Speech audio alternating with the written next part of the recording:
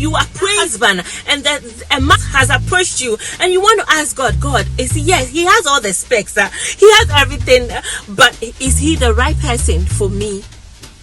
We need to ask God. We need to involve God in everything that we do.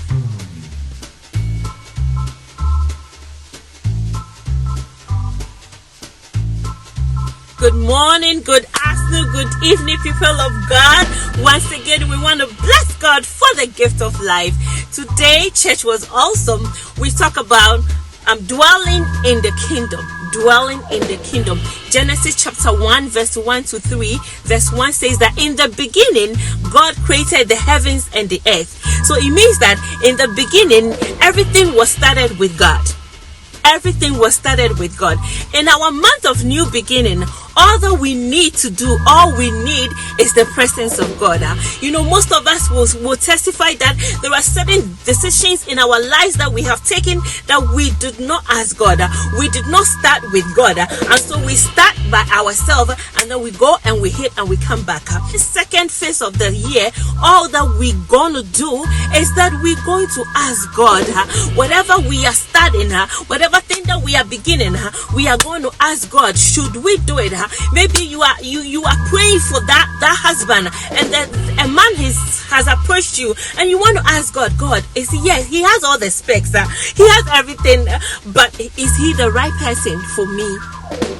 We need to ask God. We need to involve God in everything. And all we need to do is to continuously dwell in the presence of God. What are the voices that you are hearing?